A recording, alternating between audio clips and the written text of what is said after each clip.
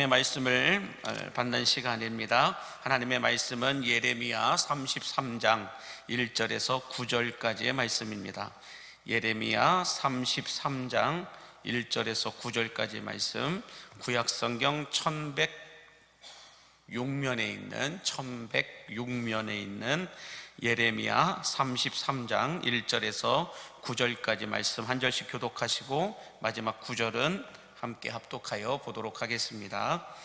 예레미야가 아직 시위대 뜰에 갇혀 있을 때에 여호와의 말씀이 그에게 두 번째로 임하니라. 이르시되, 이를 행하시는 여호와, 그것을 만들며 성취하시는 여호와, 그의 이름을 여호와라 하느니가 이와 같이 이르시도다. 너는 내게 부르짖으라. 내가 내게 응답하겠고 내가 알지 못하는 크고 은밀한 일을 내게 보이리라. 이스라엘의 하나님 여호와께서 말씀하시니라. 무리가 이 성읍의 가옥과 유다 왕궁을 헐어서 갈대아인의 참호와 칼을 대항하여 싸우려 하였으나 내가 나의 노여움과 분함으로 그들을 죽이고 그들의 시체로 이 성을 채우게 하였나니, 이는 그들의 모든 악행으로 말미암아 나의 얼굴을 가리어 이 성을 돌아보지 아니하였음이라.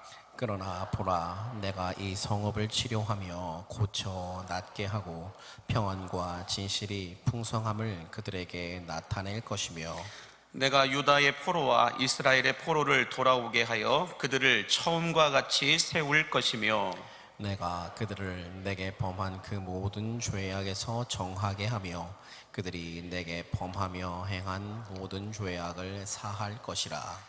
이 성읍이 세계 열방 앞에서 나의 기쁜 이름이 될 것이며 찬송과 영광이 될 것이요, 그들은 내가 이 백성에게 베푼 모든 복을 들을 것이요, 내가 이 성읍에 베푼 모든 복과 모든 평안으로 말미암아 두려워하며 떨리라. 아멘. 하나님의 말씀입니다.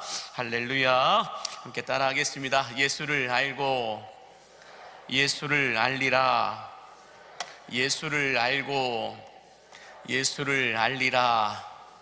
네, 진지 잡수셨습니까? 여러분, 누가 찬양을 잘하는 사람들일까? 노래를 잘하는 사람들이 찬양을 잘하는 사람들이라고 우리는 착각할 때가 많은데, 찬양은 누가 잘하냐? 은혜 받은 사람이 잘하게 됨을 믿으시기 바랍니다. 찬양은 은혜 받은 사람이 잘합니다. 그러면 기도는 누가 잘할까요? 직분을 받은 사람이 기도를 잘할까요? 아닙니다. 하나님의 전능하심을 믿는 사람들이 기도를 잘하는 분들임을 믿으시기 바랍니다. 하나님의 이 전능하신 능력을 믿는 사람들이 기도를 잘한다라는 거예요. 직분 받았다고 해서 기도를 잘하는 게 아니더라고요. 말씀은 그러면 누가 잘 들을까요? 말씀은 누가 잘 듣냐? 예수 믿는 사람들이 말씀을 잘 듣는 게 아니라 예수님을 만나고자 하는 갈망함이 있는 사람이 말씀을 잘 듣습니다. 아멘이십니까?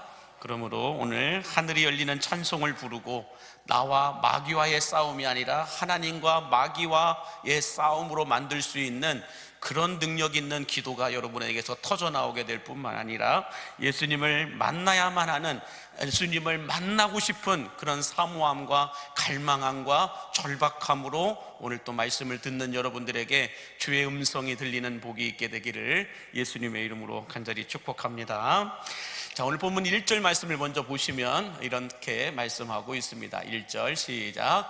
예레미야가 아직 시위대 뜰에 갇혀 있을 때에 여호와의 말씀이 그에게 두 번째로 임하니라. 이르시되 라고 말씀합니다. 여기 보면은 예레미야가 지금 어디에 있다라는 거예요? 예레미야 선지자가 시위대 뜰에 갇혀 있다라고 말합니다. 시위대 뜰이라고 하는 건 황제의 감옥을 말합니다. 황제가 있는 궁 안에 있는 감옥을 가리켜 말하는데, 이 시위대 안에 예레미야 선지자가 어찌된 영문인지 갇혀 있었다라고 말씀하고 있는데, 이 시위대 뜰 안에 갇혀 있다라고 하는 이 말의 의미가 크게 두 가지로 해석을 하고 있는데, 첫 번째는 현실적인 것은 무엇이냐, 아무것도 할 수 없도록 묶여있고 막혀있는 상태를 시위대들에 갇혀있다라고 말합니다. 근데 이걸 영적인 의미로 해석을 해보면 하나님께서 입을 다물고 계신 상태를 가리켜 시위대의 뜰 안에 갇혀있다, 선지자가 시위대의 뜰 안에 갇혀있다라고 하는 것은 하나님께서 입을 다무시고 계신다라는, 말씀하시지 않는다라는 거예요. 그래서 이 예레미야가 살았던 그 시대에는 하나님의 말씀이 희귀하여 들을 수가 없었다라고 말씀하고 있는 거예요. 하나님이 제대로 말씀하시지 않았다라는 거예요. 자, 우리가 여기서 눈여겨봐야 될 것은 뭐냐면, 예레미야 선지자가 시위대 뜰 안에 갇혀 있는데 여호와의 말씀이 두 번째로 요나에게가 아니고 두 번째로 이 예레미야에게 임했다라고 말씀하고 있습니다. 참 이 상황이 지금 누구와 비슷하다라는 걸 알 수가 있어요. 뭡니까?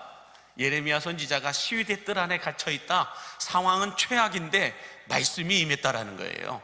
이걸 누가 그대로 들었어요?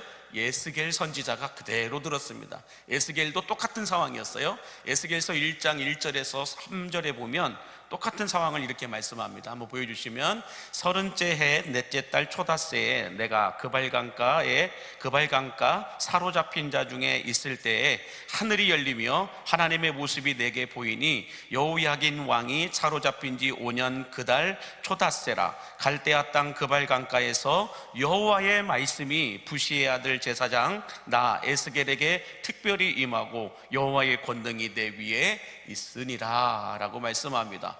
지금 이 바벨론 포로로 끌려간 에스겔도 그발강가에서 운하를 만들기 위해서 강제 노역을 하고 있었다는 거예요. 목사가 잡혀가가지고 거기서 뭐 하고 있어요? 바벨론에서 운하를 만드는데 강제 노동을 하고 있었다라는 거예요. 한마디로 예레미야 선지자와 같이 이 에스겔도 환경은 최악이었다라는 거예요. 상황과 환경은 최악인데 최악의 상황 속에서 여호와의 말씀이 이 에스겔에게 특별하게 임하였다라고 말씀합니다. 오늘 본문 예레미야 선지자에게도 시위대 뜰 안에 황제의 감옥 안에 갇혀 있는데 여호와의 말씀이 두 번째로 임하였다라고 말씀하고 있는데, 상황은 최악인데 하늘이 열리며 하나님의 말씀이 임하였더니 예레미야도 에스겔도 새로운 삶이 시작되는 것을 발견할 수 있듯이, 바라기는 오늘 이 밤에 나와서 예배하고 기도하는 여러분들도 비록 내 육신은 최악이고 내 인생의 상황도 최악이라 할지라도 하늘이 열리고 하나님의 말씀이 들리면 여러분 안에 새로운 뉴라이프의 삶이 시작되어지게 됨을 믿으시기 바랍니다. 오늘 그 은혜가 여러분에게 부어지기를 소망한다면 아멘 하시기 바랍니다. 자, 그러면 여러분, 이 시위대 뜰에 갇혀서 아무것도 할 수 없었던 이 예레미야가 이 절망을 희망으로 바꿀 수 있었던 비결이 있다라는 거예요. 절망의 자리를, 그 시위대 뜰 안에 절망의 자리를 에스겔이 그 강제 노역을 하고 있던 그 강가 어느 구석 한 곳에 주저앉아 가지고 힘들어서 쉬고 있을 때에 여호와의 말씀이 임함으로 인하여서 절망을 희망으로 바꿔놨는데, 그 비결이 무엇인가, 이것을 우리가 오늘 생각해 보기 원하는데, 그 비결은 딱 하나입니다. 뭐 보여주실까요?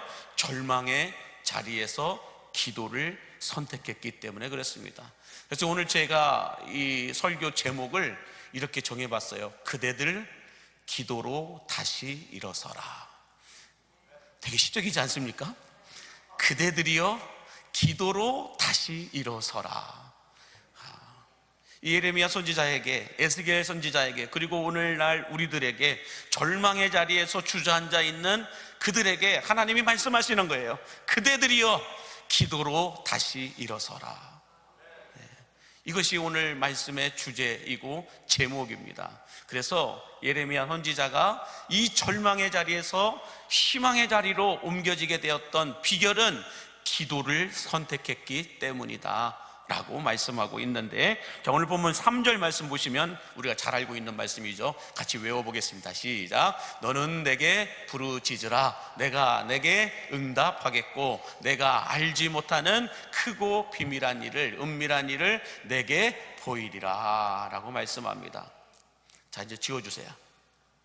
시작 외워보겠습니다. 너는 내게 부르짖으라. 내가 내게 응답하겠고 내가 알지 못하는 크고 은밀한 일을 내게 보이리라. 저 제 입 따라 하셨죠? 자, 이제 저 안 할 테니까 여러분들만 해보겠습니다. 시작.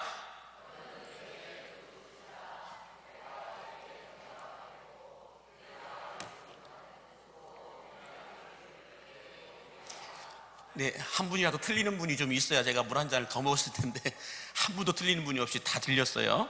자, 여기 보시면 하나님께서 예레미야에게 찾아오셔서 말씀하십니다. 어떤 말씀을 하세요? 너는 내게 부르짖으라 라는 이 말씀을 듣고 예레미야가 그 말씀을 선택합니다. 아멘으로 받아들입니다. 그러자 그 이후로 변화가 일어나고 기적이 일어나고 새로운 삶이 시작되는 것을 볼 수가 있는데, 자, 여기서 보세요. 예레미야가 하나님께서 말씀하신 대로 너는 내게 부르짖으라 라고 말씀하시는데 왜 하나님께서 예레미야에게 부르짖어라 라고 말씀하셨을까? 그 이유는 지금 시위대 뜰 안에 갇혀있는 예레미야의 마음의 상태가 상함의 상태였다는 거예요. 상한 마음의 상태였고 꼼짝할 수 없는 환경 가운데 발목이 묶여 있었다라고 말씀하고 있습니다. 여러분, 우리가 조금만 좀 주변을 돌아보면 심리학자들이 하는 말 가운데 이런 말이 있어요. 사람이 오랜 시간 동안 가지고 있던 문제가 해결되지 않으면 어느 순간 그 문제를 내 것으로 수용하고 받아들인다라고 말합니다. 다시 말해서 포로로 끌려가서 이제 회복될 수 있는, 다시 돌아갈 수 있는, 해방이 될 수 있는 그런 상황이 보이지 않으면 사람들은 처음엔 이건 꿈일 거야 라고 현실을 부정하지만, 그러다가 부정했는데도 현실이 바뀌지 않으면 희망을 접고 절망을 그냥 그대로 받아들인다라고 말합니다. 예레미야도 이와 비슷한 수용 단계에 있었다라고 하는 것을 알 수가 있습니다. 시위대의 뜰에 갇혀서 나는 이제 밖에 나갈 수가 없을 거다, 나는 여기서 죽을 것이다 라고 하는 이 희망을 포기하고 절망 가운데 살아가고 있는 그 예레미야에게 하나님이 오셔서 건드리신 거예요. 터치하신 것입니다. 저는 오늘 여러분들에게도 하나님의 터치가 임하게 되기를 간절히 바랍니다. 나의 절망을 터치해 주시는 하나님의 은혜로 인하여 절망의 자리에서 다시 일어서는 여러분의 삶이 되시기를 바랍니다. 바라기는 우리가 원하는 방식과 시간이 아니라 할지라도 하나님께서 우리를 터치하여 주시면 절망 속에서 우리가 부르짖어 기도하면 다시 희망의 자리로 옮겨 놓으시는 그 하나님의 은혜가 임하게 될 줄을 믿는다면 아멘 하시기 바랍니다. 자, 오늘 3절 다시 한번 보시면 하나님이 이렇게 말씀하십니다. 너는 내게 부르짖으라. 내가 내게 응답하겠고 내가 알지 못하는 크고 은밀한 일을 내게 보이리라 라고 말씀합니다. 자, 예레미야의 부르짖음의 결과는 하나님의 응답하심이다 라고 말씀하고 있는데, 자, 하나님의 응답하심은 크고 은밀한 일들을 보여주시겠다라고 말씀하고 있습니다. 자, 그러면 하나님이 말씀하시는 크고 은밀한 일은 어떤 일일까요? 크고 은밀한 일은 어떤 일일까? 이걸 아는 분은 제가 500원을 드리도록 하겠습니다. 자, 크고 은밀한 일은 어떤 일일까?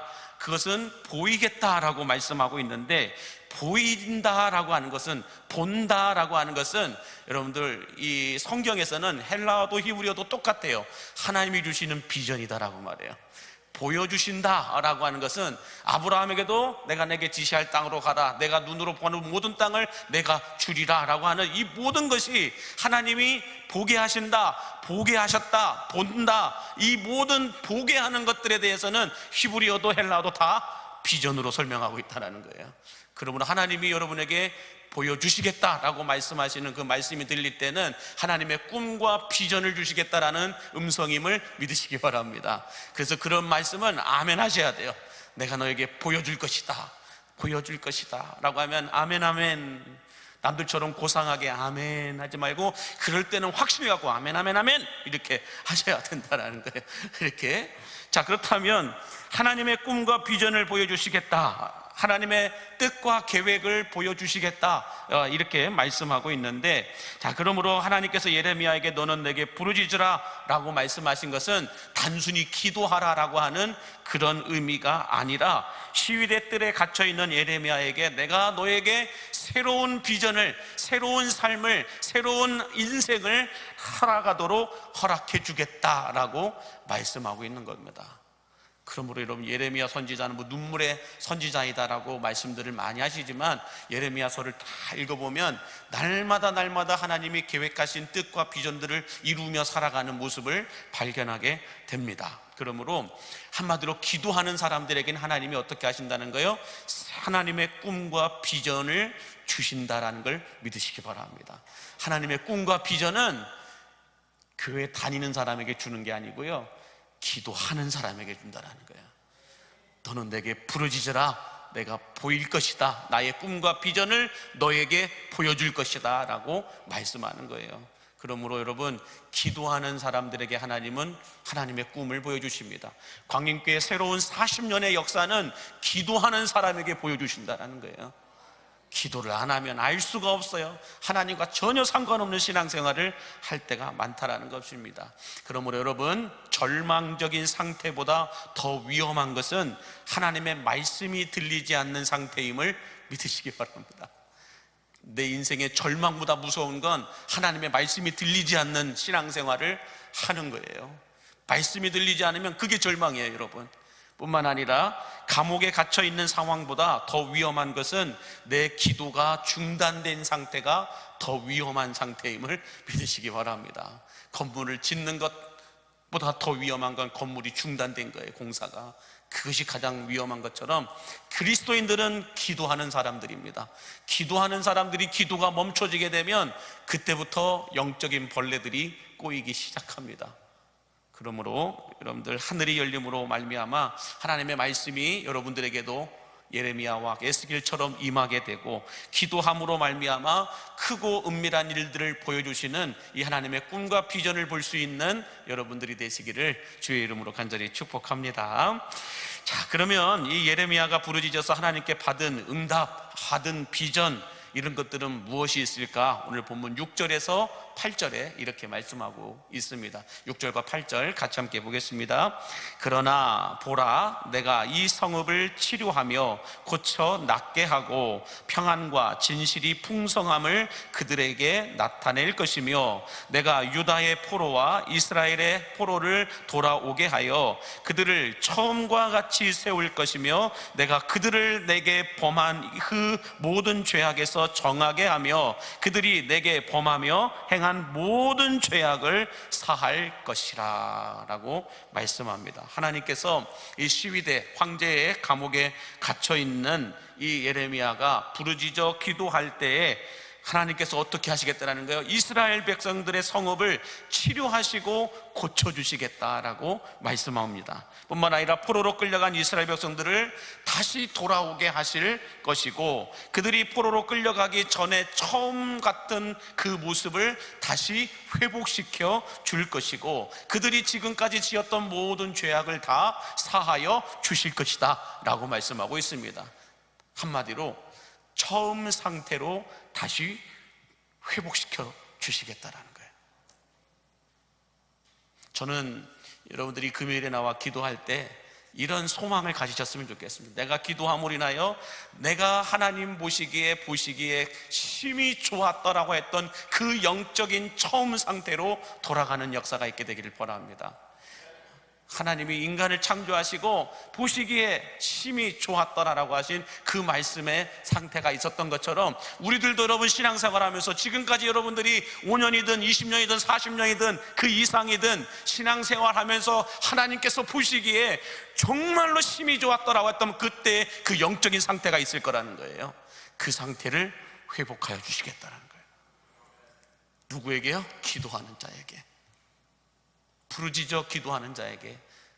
그래서 여러분, 금요일은 부르짖어 기도하는 날이에요. 소곤소곤 기도 중 이렇게 침묵기도 하는 시간이 아니고, 침묵기도는 새벽에 나와서 해도 되고 다른 개인적으로 할 때 침묵기도 하시면 되는 거고요. 금요일 날에는 크게 부르짖어 기도하는 시간이에요. 그래서 옆에서 남의 기도 소리가 들리면 내 기도 소리가 작은 거예요. 그래서 남의 기도보다 더 크게 해야 돼요. 만약에 필요하면 마이크 드리겠습니다. 저 어떤 사람의 소리가 내 소리보다 더 큰 것 같다, 그럼 말씀하세요. 마이크 줄 테니까. 그래서 다른 사람의 기도 소리가 들리지 않고 내 기도 소리만 하나님께 들리는 그런 기도의 시간이, 부르짖음의 시간이 이 금요일이라는 거예요.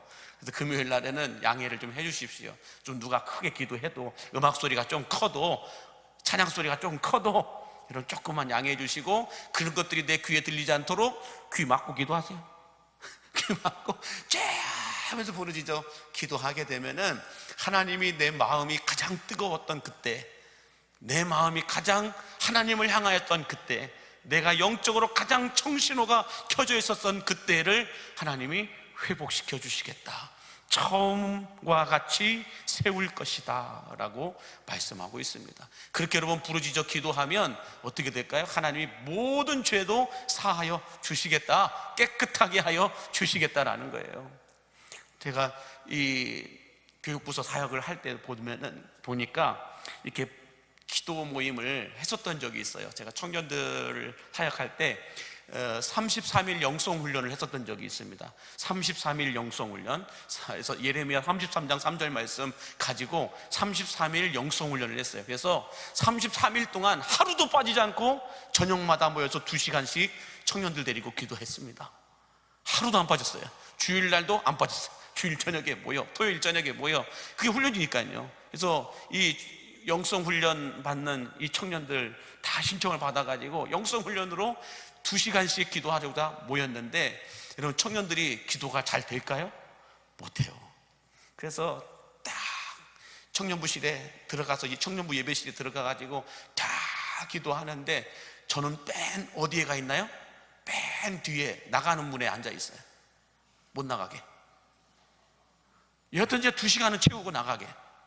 근데 처음에 애들이 주여 하니까 우리처럼 여러분들 주여 소리는 진짜 크게 합니다.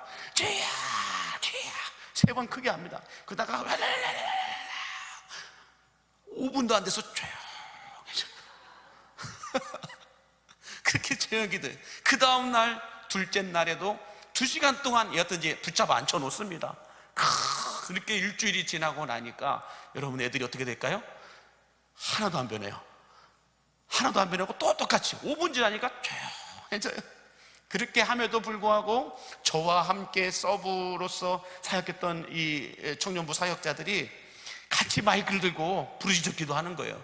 여러분 2시간 동안 마이크 안 들여놓고 부르짖어 기도하는 거 배때기가 등짝하고 붙습니다. 나중에 끝나고 나면 정말, 그때는 이렇게 배가 안 나왔어요. 그 말인즉 지금 2시간 동안 기도해야 된다는 거잖아요.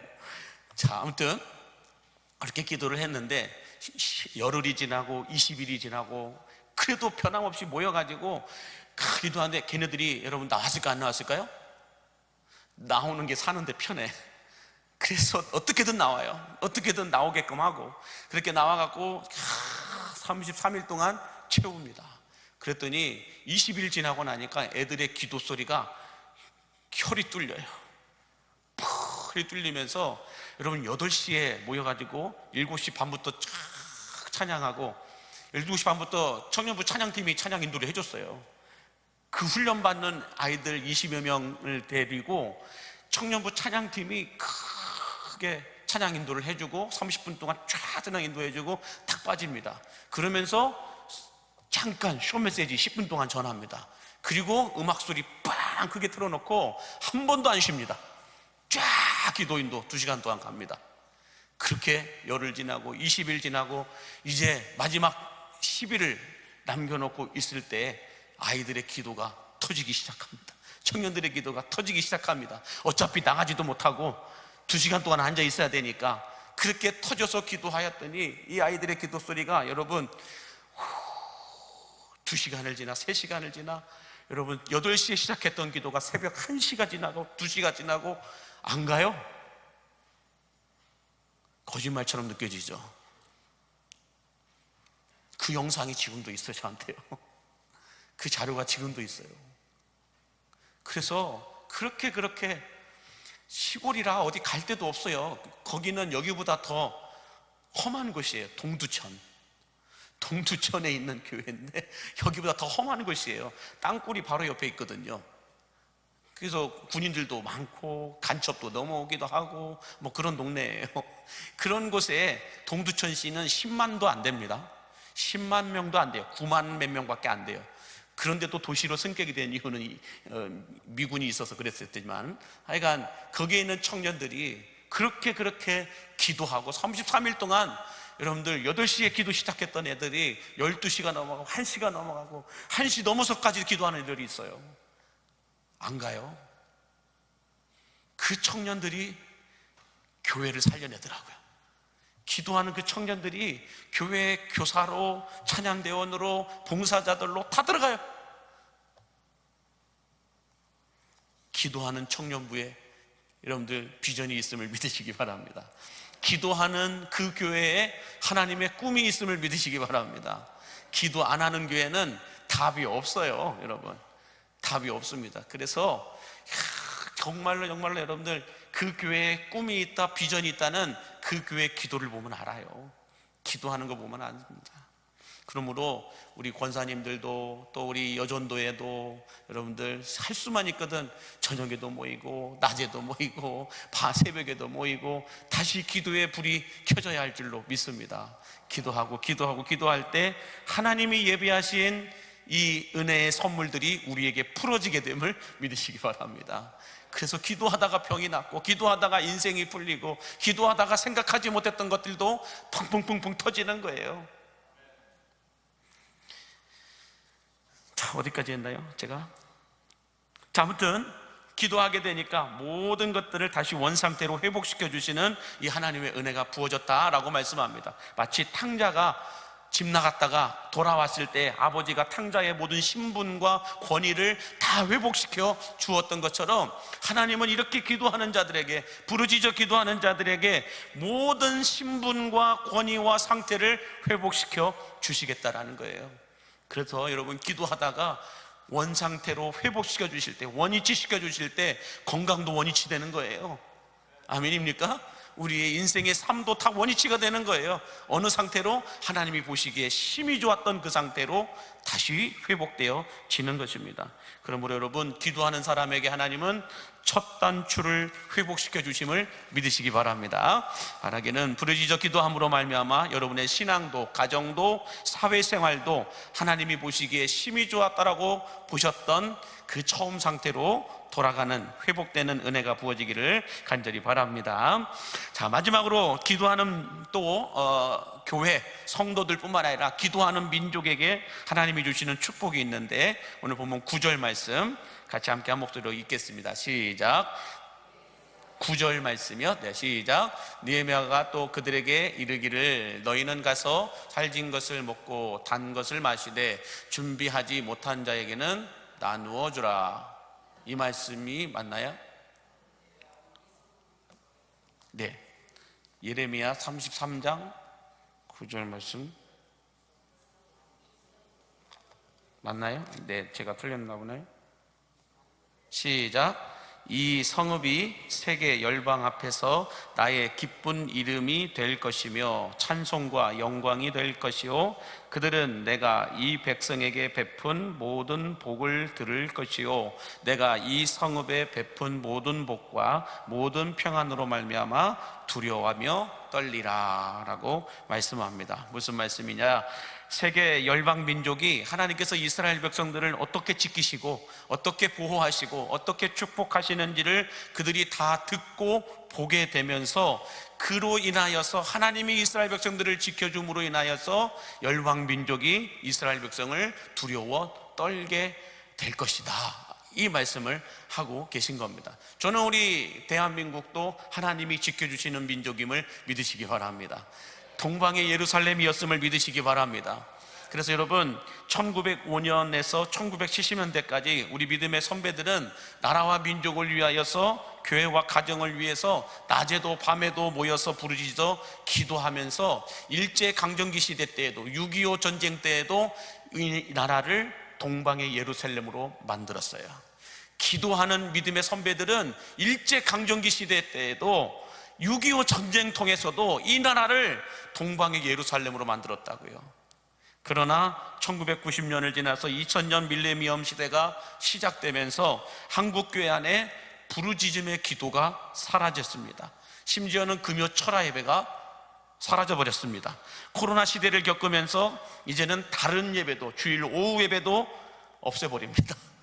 이런 예배도 저런 예배도 다 약소화시켜버리고 예배 드리는 걸 귀찮아하기 시작하였습니다.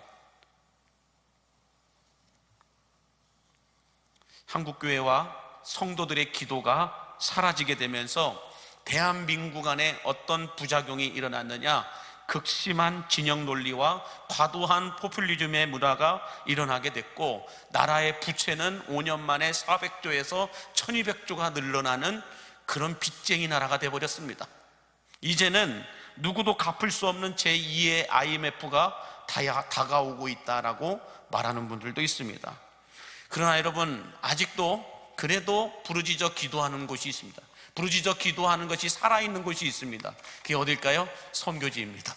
선교지예요. 수많은 선교사님들의 말을 들어보면 선교지에는 아직도 죽은 줄 알았던 자들이 살아나고 병든 자가 치료되고 또 도시 전체가 주께로 돌아오는 이런 기적 같은 역사들을 보고 체험한다라는 거예요. 특별히 전문인 선교사들이 배우고 간 기술로 인하여서 그 나라가, 그 지역이 정말로 기술을 가지고 다가가고 전도의 적적점을 맞추다 보니까 이슬람권 지역임에도 불구하고 선교가 들어가게 되니까 이렇게 전문인 선교사들이 들어가서 기술을 가르쳐 주면서 복음을 전하니까 그들에게 변화가 일어나고 예수 구원의 역사가 그곳에서도, 그 땅에서도 일어나게 된다는 거예요. 여러분, 단기 선교팀들이라고 하는 사람들이 그 나라를 왜 갈까요? 그들이 가서 전도한다고 해서 얼마나 될까요? 잘 안 돼요. 그러나 그들이 그 땅에 가는 목적은 그 땅에서 하나님이 예배 받으시기 위해서예요. 그게 선교예요, 여러분. 선교의 목적은 구원에 있는 것이 아니고 구원받은 자들이 하나님을 예배하게끔 만드는 거예요. 그래서 여러분, 구원받게 해서 그 사람들이 구원받은 것으로 끝나면 안 돼요. 구원받게 하였으면 그들이 하나님을 예배하도록 만들어야 돼요. 그래서 하나님의 목적은 예배 받으시기를 원하는 거예요. 마찬가지로 우리가 예배하지 않으면 우리는 구원받은 목적을 상실한 사람들이다 라고 말해도 틀리지 않습니다. 그래서 여러분, 우리가 해외까지 나가서 복음을 전해야 되는 이유는 그들이 구원받고 그들이 그 땅에서 하나님을 예배하도록 만들기 위해서예요. 우리들도 마찬가지입니다. 이 땅끝에서 예배하시기 바랍니다. 그 땅끝이 가정인 분들도 있고 일터인 분들도 있고 여러분의 친척들인 분들도 있습니다. 복음이 들어가지 않은, 예수 믿지 않는 그곳이 땅끝이에요. 그러므로 땅끝에서 우리가 해야 될 일은 하나님을 예배하는 겁니다. 그 목적을 위해 우리가 여기까지 아직도 살아있음을 믿으시기 바랍니다. 자, 우리나라도 여러분 보면은 이스라엘 민족처럼 120년 전에 이 평양 장대현 교회에서 시작된 대부흥이 있었습니다. 그 부흥 운동의 시발점은, 발음을 잘 들으셔야 돼요. 시작점은 뭐였냐? 기도 운동과 말씀 사경회였습니다. 기도 운동과 성경을 공부하는 사경회가 있었다는 거예요. 이 기도 운동과 사경회를 통하여 이 발화점이 시작이 되어서 영적 대부흥 운동이 일어나게 됐다라고 말씀합니다.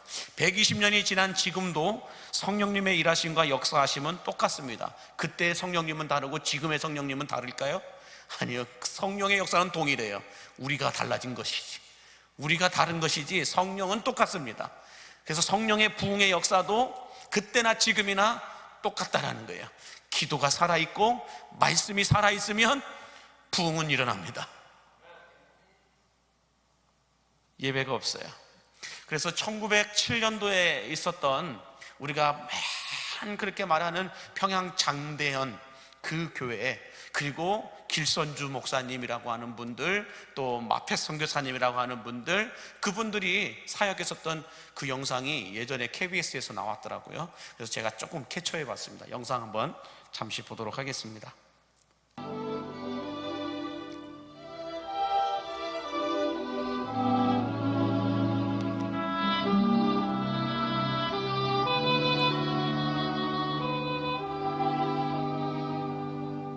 지금 나오는 교회가 장대현 교회인데요. 이게 평양의 모교회죠. 가장 장로교회에서는 가장 먼저 생긴 교회인데 지금 해벽 사이에 나무로 그 기둥을 댔죠. 그게 이제 장대현 교회의 그 특징입니다. 이 장대현 교회 뒤뜰 뒤에서 보는 그 화면 같습니다. 그리고 그 교회를 중심으로 학교도 운영하고 병원도 운영하고 이런 일을 했죠.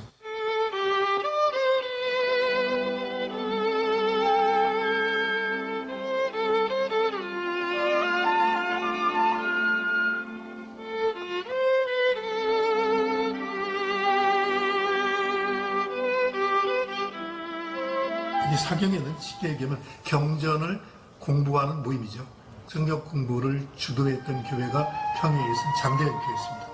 이 장대현 교회에서 사경회가 열린 그 여러 지역에서 사경회에 참석하러 심지어는 이제 목포에서 평양을 가기도 하고 또 함경도에서 가기도 하고 평양 사람뿐만 아니라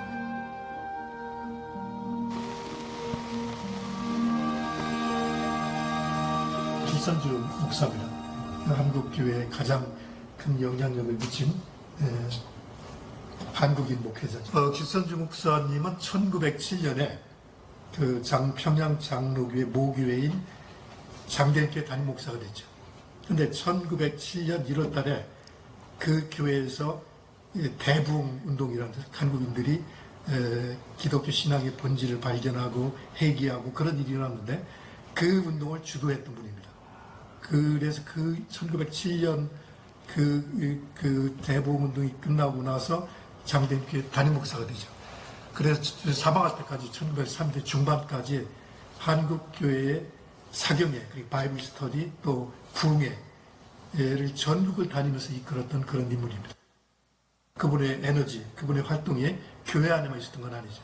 길선주 목사도 3.1운동 운동 때 민족 대표로 감옥에 갔다 나왔죠. 민족애를 가진 부흥사였죠. 마페 선교사죠. 우리와 집으로 마포삼렬이라고 불렀죠. 마페 선교사는 우리나라에 44년 있었습니다. 이렇게 같이 이렇게 서서 동영상으로 말씀 나누는 걸 처음 봤어요. 그 전에 사진이 있는데 저분들이 장대현 교회를 중심으로 평양에 그리고 북한 지역에 기독교를 전파했다는 점에서 이 두 분이 굉장히 중요한 인물이죠.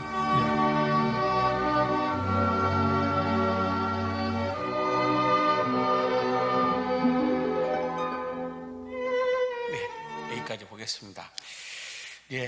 보니까 1000명의 여성들이 보따리를 바리바리 싸가지고 말씀 사경에도 우리는 이틀 하는 것도 힘들어하는데 12일이나 했다고 그러잖아요. 12일 동안이나 말씀 사경회를 통하여서 말씀을 배우고 기도하고 이런 시간들을 가졌다라고 말하는데 그렇습니다. 저희가 보면서 내가 죽기 전에 저 평양 장대현 교회가 있었던 저곳을 한번 순례길을 한번 갔다 올 수 있을까? 라는 생각을 해봤습니다. 이제 우리 목장 성기미들 오늘 주간으로 예배를 드리고 있는데 목장 성기미들도 10월 달에 이제 수련회를 갈 겁니다. 이제 일일 수련회로 우리가 지난번에 전북 순례길을 갔다 왔는데 이번 전남 순례길을 한번 돌아보려고 하고 있습니다. 그래서 그냥 단일 코스이기 때문에 아침에 갔다가 오후에 오는 그런 코스입니다. 그래서 목장 성기미들은 단단히 마음 잡수시고 다 참여해 주시면 감사하겠고, 나중에 정말로 통일이 빨리 되어서 저 장대현 교회가 있었던 부흥의 역사가 있었던 그 발자취를 쭉 한번 따라가 볼 날이 빨리 왔으면 좋겠다라는 마음이 듭니다. 그러기 위해서 우리가 통일을 위해서도 기도해야 됩니다. 통일을 위해서 기도해야 된다는 거예요. 자, 오늘 본문 2절 말씀을 마지막으로 보시면 이렇게 말씀합니다. 같이 보겠습니다. 이를 행하시는 여호와, 그것을 만들며 성취하시는 여호와, 그의 이름을 여호와라는 이가 이와 같이 이르시도다. 여러분, 우리가 부르짖어 기도할 때 하나님의 일하심을 믿으시기 바랍니다. 우리가 부르짖어 기도할 때 하나님은 우리에게 새로운 꿈과 비전을 주시는 분임을 믿으시기 바랍니다.